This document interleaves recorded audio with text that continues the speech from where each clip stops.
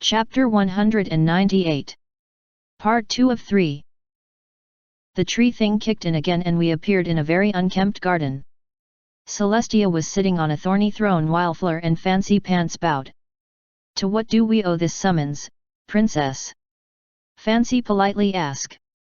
He and his wife finally stood, at least. "You two are relatively close to Navarone now, are you not?" Celestia asked. "We are, princess," Fleur said. "Is that a problem?" "No, it's exactly what I need right now," Celestia said. "It's time Nav was rewarded again for her deeds. Given that a few fiefdoms just opened up, I was thinking I'd make her a noble." "That's very generous of you, but I'm not sure Nav would approve," Fancy said. "Her approval isn't necessary," Celestia said. "But it would certainly make things easier, which is why I invited both of you here. I would like you to convince her to do it willingly." "You want us to talk our friend into doing something she doesn't want to do?" Fleur slowly asked. "Yes. I assumed, given what my precious human was wearing upon her return last night, you would have no issue with that.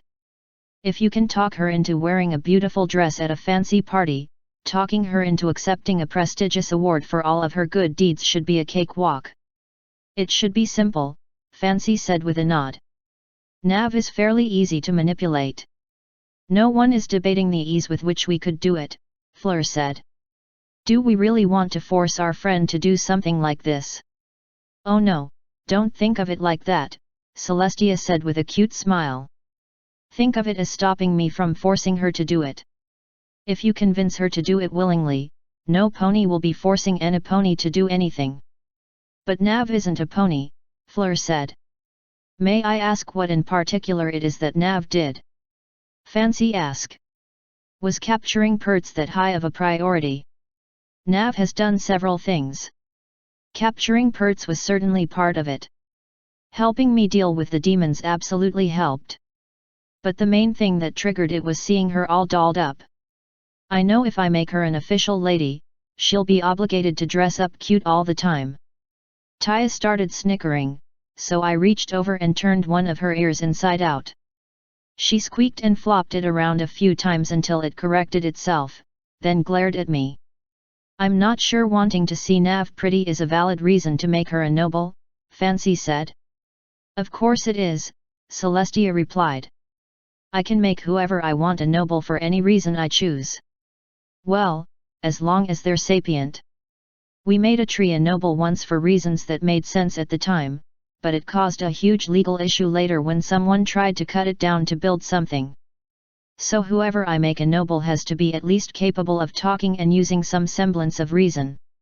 Nav fits both of those, though she may be a bit iffy on the reason. She is becoming a lady, one way or another. The only thing that changes will be how she feels about it.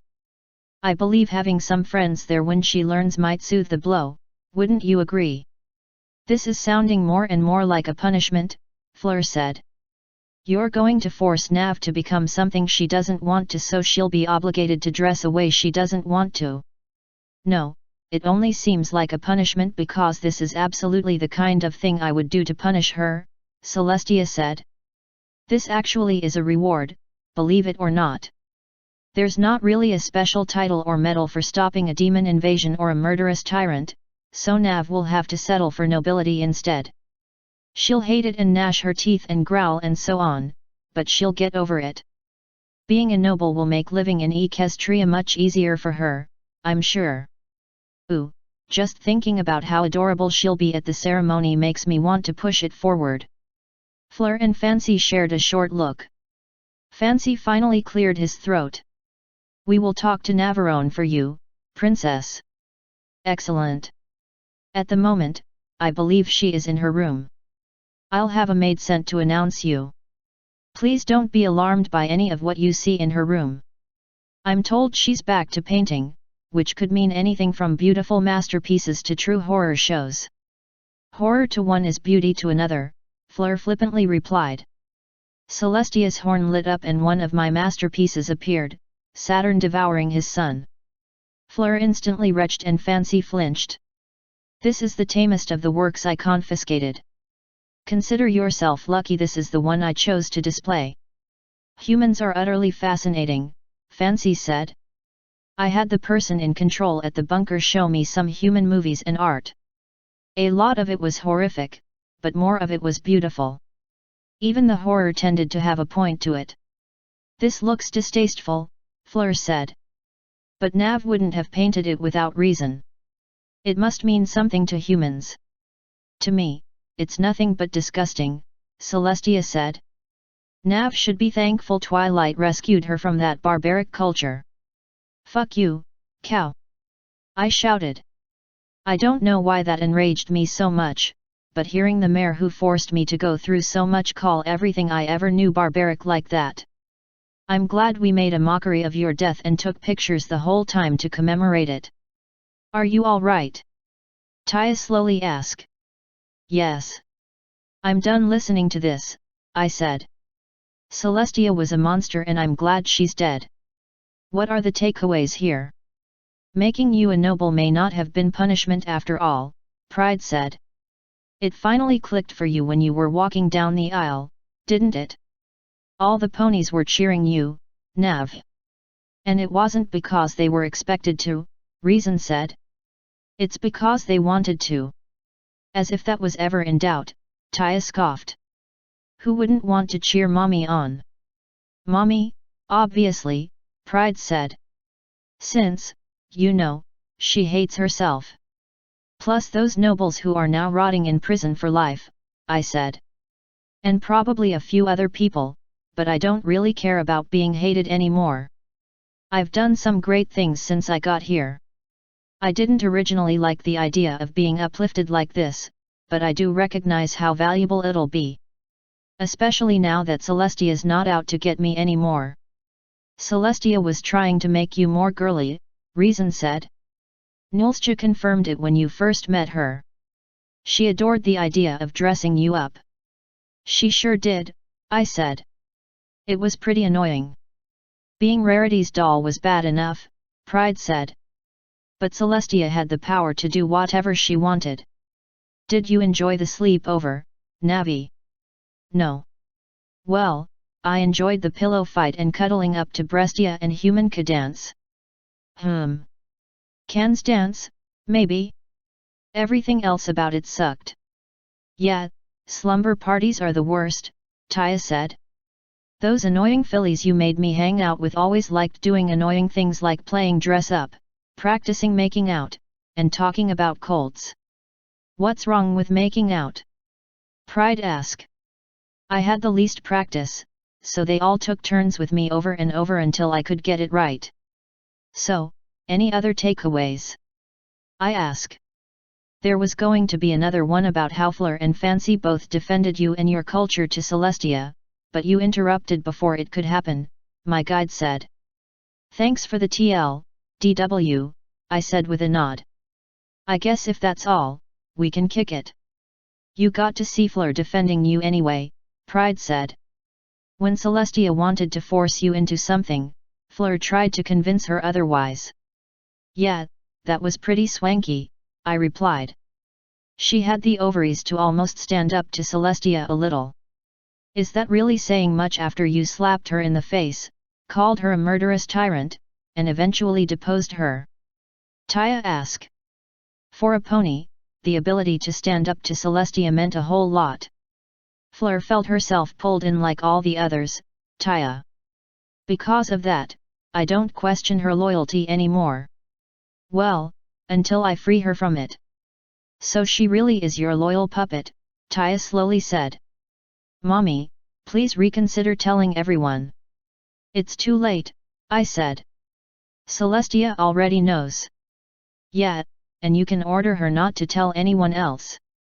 It can be our little secret and you can use it to control the masses. I ain't about that life. You do need to start being nicer to Fleur, Taya. You don't have to like her, but you can't just be openly antagonistic to others. Say what? Taya asked. Don't you act like that all the time. No, I just act aggravating because annoying people amuses me sometimes. Open antagonism is loudly accusing someone of trying to use me and then having to be bribed into behaving. Well, I am just your little Eternophilie, aren't I? Doesn't that mean I get to act up? Why would you want to be a naughty Eternophilie? Use your head, silly. Being good gets you rewards. And yet you act up with Twilight all the time, despite knowing you'll get punished, Taya said. Maybe being punished can be fun. Not when I'm the one doing the punishing. Now, let's move on. As you desire, my guide said. Her eyes lit up and we carried on. This time, we appeared in an apple orchard. For a moment, I thought the tree thing kicked in again. Then I realized we were right next to the Cutie Mark Crusaders clubhouse. The three girls were sitting at a table under it and Rarity was standing next to them, wearing exercising clothes. You need our help? Sweetie asked. With what? Well, I don't really need all of you, to be honest, Rarity said. Apple Bloom, please, train me. Train you. Apple Bloom said, her head tilting. You wanna learn to buck apples? No. I need you to teach me how to resist cuteness. That made all three of them blink, of course. Why would you need that? Scootaloo asked. And why would she help you? That's giving away her biggest advantage. Cuteness ain't my biggest advantage. Apple Bloom shouted. Navi told me it was my super soft tummy, sweet grin, and sad pout. Those are all things that make you cute, Sweetie said. He's having Taya misuse her cuteness. Rarity shouted, slapping a hoof on the ground. He's beaten me multiple times with her. I have to learn to defend against it. Don't be ridiculous, Scootaloo said, waving a hoof. You can't misuse cuteness. He's used it to evade 3 massive talking tos. I can't just let that stand. You have to help me, Apple Bloom. Forget that. Sweetie yelled. Teach me to be cute, instead. There's no way I can let Taya be cuter than me. Especially if it'll get me out of Rarity's boring and misguided life lessons. What was that, Missy? Rarity hissed. Let me show you how it's done, Apple Bloom said. Taya ain't got nothin' on me. With that, her face fell into a massive pout, something that would have made my fake heart skip a beat if it didn't take about a minute or so to actually beat. You aren't really mad, are you? She didn't mean it. Instead of capitulating, Rarity's face fell into a strangely crooked grin. This is it. This is my chance. Show me all you got, you cute little demon. I'll weather this storm. I'll weather this storm and I'll get you yet, Nav. The memory went grey, so I walked over and sat on Rarity's soft, plump body. So, you wanna risk cuteness on her again, or just shelve that tactic for now? I ask. There are plenty of ways we can deal with Rarity without resorting to cuteness, Taya said. Besides, it's my least favorite weapon. That's a shame, because it's my favorite, I said. We'll keep it in our back pocket, but we'll find other ways to work around Rarity's nonsense. Why were we even shown this? Taya asked. The only one standing with us was the guide, who took it upon herself to answer. You must take care with your friends, Nav. Your actions drove Rarity to these lengths. The belly rub I gave her after getting the dress was a little much, I'll admit. Does Rarity actually count as a friend? Taya asked. It's a give and take relationship, I replied with a shrug. Let's get going. As you choose, my guide said. Her eyes flashed and off we went. I didn't think about standing up until I was already falling down. Taya snickered at me as I sighed and looked around. We were in Blossom's office. She was there with a smiling Fleur. The nice painting Flo made was hung on the wall behind Blossom's desk. Before they started talking, I used Fleur's supple body to pull me to my feet. So, the princess knows of your affliction, Fleur said. How does it feel? I am relieved to know that I'm safe. Lady Navarone did not disappoint. I'm in her debt once more, it seems. Oh, don't think of it that way, Fleur said, waving a hoof. I know she certainly doesn't. You're a friend, so she's happy to help. Especially now that you're a friend who can more openly use her powers. Friends help others regardless of debt, Blossom slowly said. Nav said something similar. It's sad to say, but it's a new concept for me. You aren't the only one, Fleur said with a cute giggle. Navi's truly showing us that friendship is magic, isn't she? Yes, but don't let her hear you say it.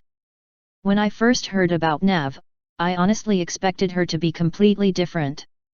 She was exactly what I expected. It just took me far too long to realize how valuable that made her. Now I'm quite happy I'm in a position to help doll her up. Don't let her hear you say that, either. So, Celestia knows. Now what? Now we let the masses know, of course, Fleur said. What? How is that of course? I was lucky enough that Celestia approved it. Exactly, Fleur said with a nod. You were extremely lucky. So why should I push it and tell every pony? If she was reverting back to that racist catch-all, she was definitely panicking. Because Celestia can change her mind at any time. By telling the masses, we make it official and take away all hints of luck. You are a Princess Celestia-approved vampire. I don't see anything wrong with letting the world know. That way, it'll make it more difficult to change her mind later, assuming you've done nothing wrong. Or assuming there's nothing she can frame me for. That too. The point is, if we get this in the press, there won't be any reason for you to be afraid anymore. You can freely be who you are. After all, Celestia never said anything about keeping it secret. And you aren't worried it might backfire. I'm not. If Nav weren't taking one for the team with that old hag right now, she would agree with me. The princess may be old, but she can't really be called a hag, Blossom said. And Nav definitely seems to enjoy it. I was going to play with her after the party, but the princess snatched her away from me. Once your vampirism is public, you'll be able to use your powers during duty. Have you spent much time practicing? No. It's difficult to find a place with no risk of witnesses. But if it's public, that's no longer a concern. If we really do put it out there. We are, Fleur said. I already wrote the rough draft for the article. I think I know just the mayor to pass it to. I'm sure she'll be delighted to put the truth to print. I'm actually quite interested in what she'll have to say about Nav's elevation to the nobility. Clementine really seems to hate her. That's irrelevant, Fleur said, waving a hoof. Let that mare hate us all she wants. As long as she stays on her leash like a good little filly, it won't matter. And now that Nav has even more power, it means we can tighten our screws down on that reporter even more. Careful that you don't break her. She could do a whole lot of damage before we could stop her, if she really wanted. Oh, don't worry. Navi taught me to play nice with my toys. The only thing that would upset her enough to betray us is asking her to print lies. Since you're definitely a vampony and Celestia definitely approved of it, there shouldn't be a problem. You know the best part about going public. Everyone will stop asking why I have fangs. It'll make your search for new blood types easier. If every pony knows you're a vampony, you can just ask new species if they mind. I can't just ask to suck someone's blood. Why not? Fleur asked, her head tilting slightly. You're a vampony. Isn't that what you do? Yes, but I don't need to go around begging for it. That'll just scare everyone. I think it sounds like a wonderful way to pick up stallions. I'm sure if we doll you up just right, none of them would ever say no. That made my filly snort. They're more likely to be afraid. No matter how much you dress up a monster, it's still a monster.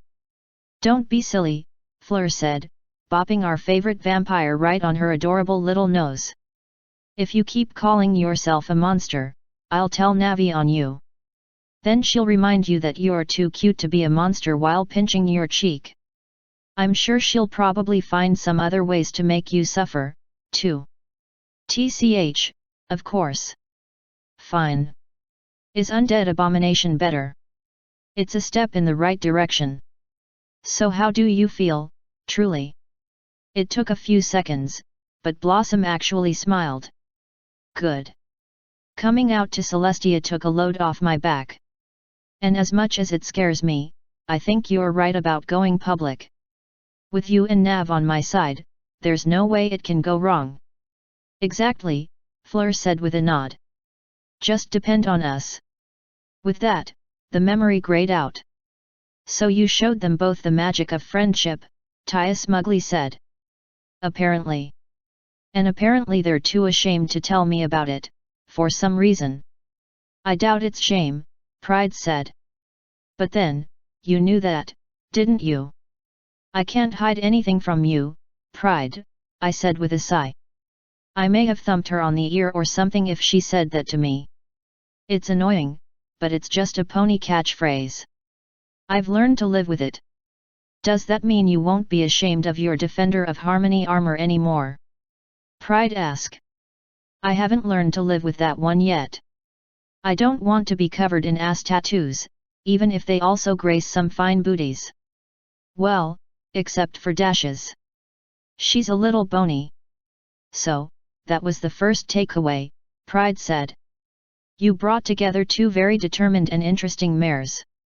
Together, they've worked quite a bit to boost you and each other. It's completely okay to pretend you did this on purpose. Hey! Taya said. I had no ulterior motives when meeting them, I said. None at all. I had zero plans for either. He's saying that when I leave the coma, I can pretend that I befriended them to further my ambitions. Wow! After racking my brains over and over, I couldn't think of any other reason you could possibly put up with Fleur. I thought you were just keeping it a secret from me this whole time. Are you saying you actually like her? I didn't at first, but she's gone a long way to get in my good graces. Blossom was really cold at first, but she warmed up a lot after realizing how good I taste. I don't think that's the reason, Pride said. But then, you knew that too, didn't you? It may have been part of it, but I'm pretty sure the events just coincided. Right after she drank from me, she came out of the closet. Is that why you've been trying to set her up with Fleur? Pride asked. Hot. So why would I pretend I did this on purpose? Wouldn't the ponies be happier if it was just me being friendly? And wouldn't Blossom and Fleur be happier knowing I wasn't out to use them? That's why you tell them beforehand, Pride said. This way, all of your followers will realize how Machiavellian you are, since you've been planning your coup ever since first befriending Blossom. Cool idea, but pass. Do we have any other takeaways? Are you proud of the friends you've made? Pride asked. Not really. I mean, making friends is just something that usually happens in life. No reason to be particularly proud of it, as far as I'm concerned. Especially since I accidentally cheated a lot with my human pull. Let me rephrase the question. Are you proud of how far they've come since meeting you? Oh. Then yes. Or at least, in their case I am. It sucks that it probably only happened because I accidentally cheated, but I'm still glad that they're better off. Good, Pride said. I'm always happy to be validated. I don't have anything else for you. Cool. Let's get going, Fake Flo. As you command, Fake Woman, she replied. Her eyes lit up and off we went. We appeared at the bottom of a mountain next to a small village. After looking around for a few seconds, I realized we were near the Kobold village in Hawaii, which made the mountain the volcano that held Blaze. Several water elementals were standing in front of the village chief and a few of his followers. I sighed and rolled my eyes. Let me guess, this is the part where everyone tells me killing the mage was a bad thing, I said. Didn't he throw Gilda into a volcano? Taya asked. Sounds like he deserved it. I agree, Rage replied. I also agree that he deserved it, Reason said. But that doesn't mean giving him what he deserved was smart. The peanut gallery fell silent, so I looked around. It was just Reason and Rage, this time. What? No fear? I ask. You weren't afraid of the kobolds, you were just annoyed by them, Reason said. You were a little afraid that relations would sour between you and the water elementals if you killed all the kobolds, but that was about it. Well, let's hear what they have to say, I said, crossing my arms. The scene finally came alive before us. The volcano has been rumbling a lot since the ship left, the chief said. Our mage used to calm it. It's possible that the fire elemental inside was the only thing keeping that volcano from going off, Brooke said. If so, even with your mage, there would be nothing you could do. We have weathered lava flows before, long ago.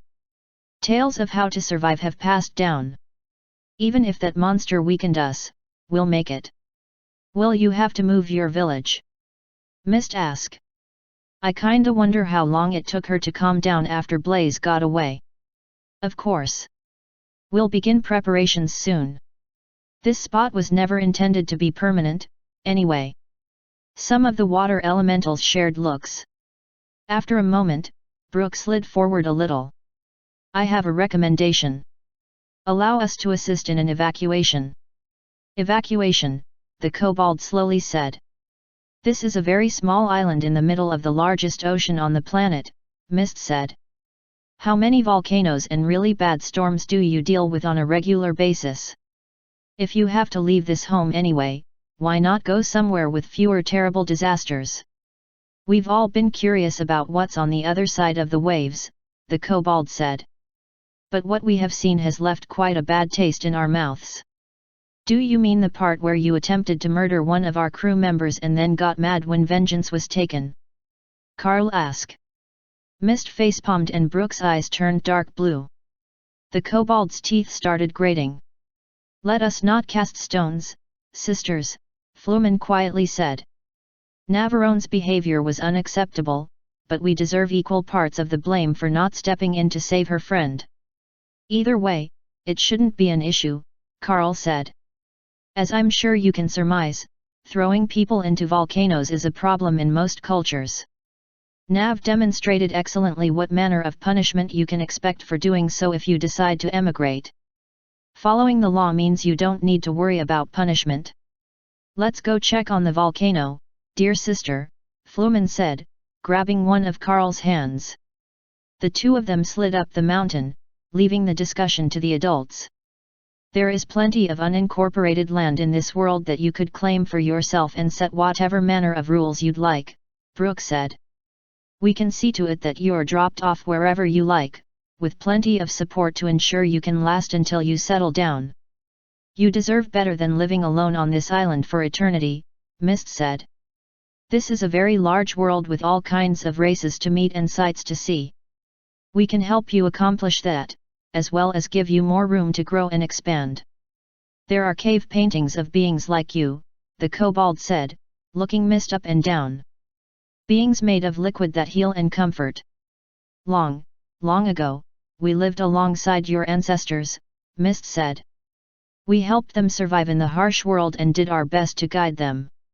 Once, this was a chain of islands that I called home. I brought your first ancestors here. And now you'd seek to take us away, the chief harshly replied. Once, villages of your kind dotted every country on the planet.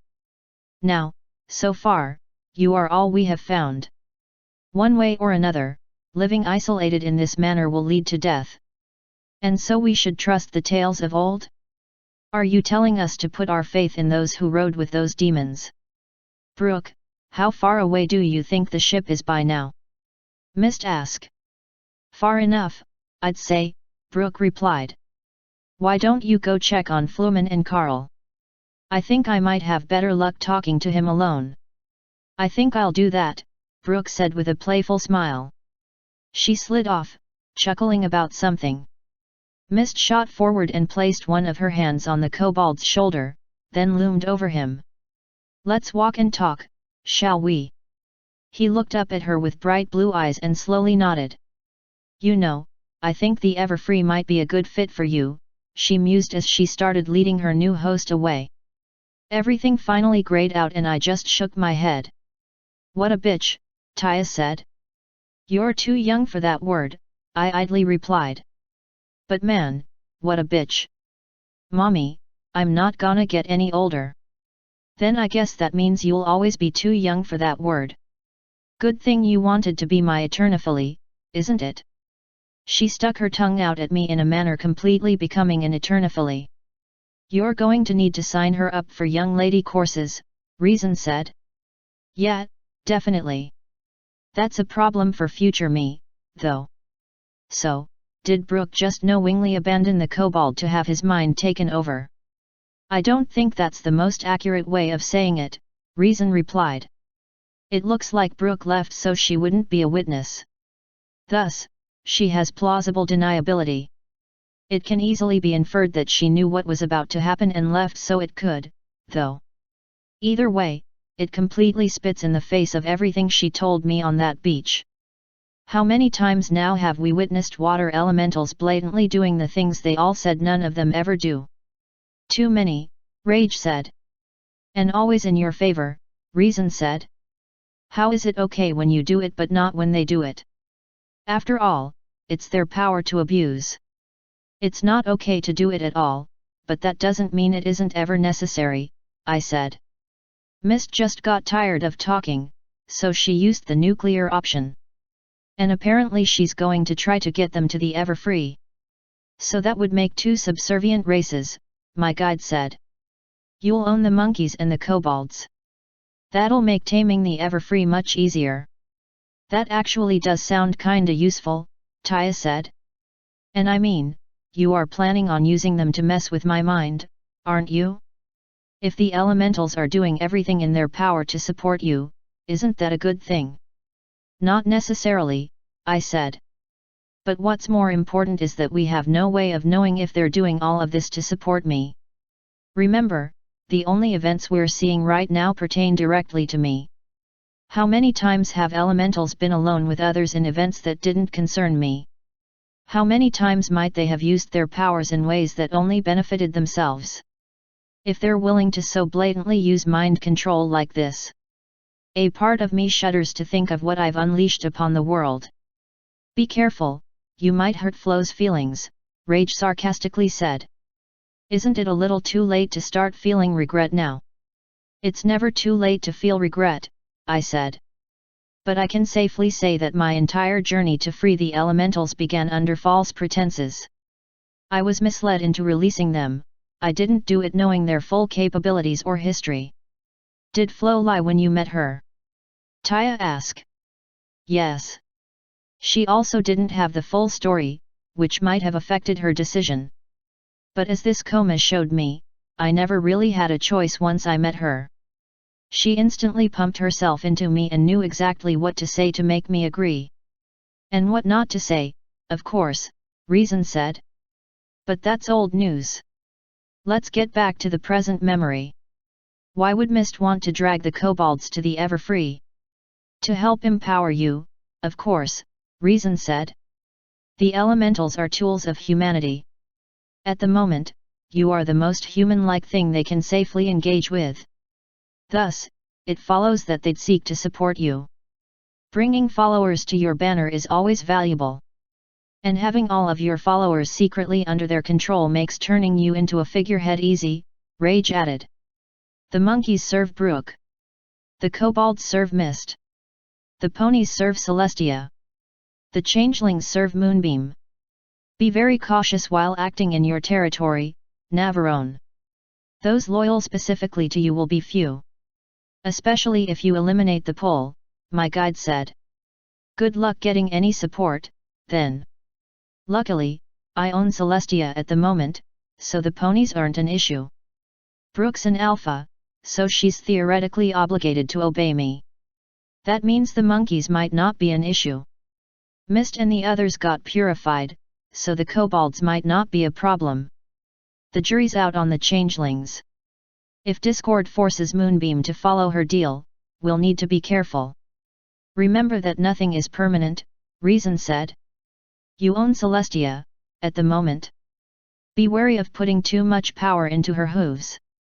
If you revitalize the military and something happens so that she takes over again, it's entirely possible the revitalized military will be used on you. Yet, but I can't go around living my life constantly in fear of the future, I said. I happen to think dealing with Tartarus is important. I also think if we can do it the right way, we can avoid more bloodshed in the future.